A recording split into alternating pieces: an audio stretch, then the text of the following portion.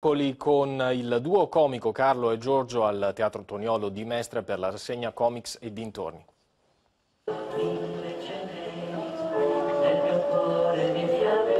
Mille per la verità, qualcuna in meno, le fiabe raccontate dal grande duo comico veneziano Carlo e Giorgio. Completamente esaurite le 3 date al Toniolo di Mestre, lo spettacolo inaugurale del cartellone Comics e dintorni in programma fino a domenica 12 novembre. Giorgetto! Nuovo Carletto! Nuovo Giorgetto! Oh, 40 anni che io.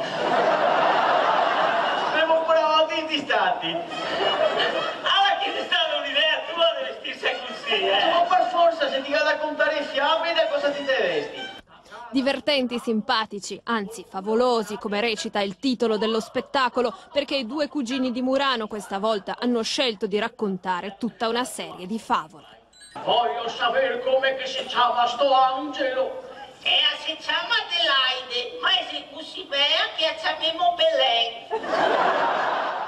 Il dialetto veneziano, la serie inesauribile di gag, battute che si rifanno al presente, fiabe non certo per fuggire dalla realtà, ma come metodo prezioso per affrontare la vita.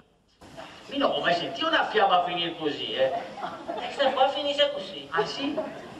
Oh, una bella bureata!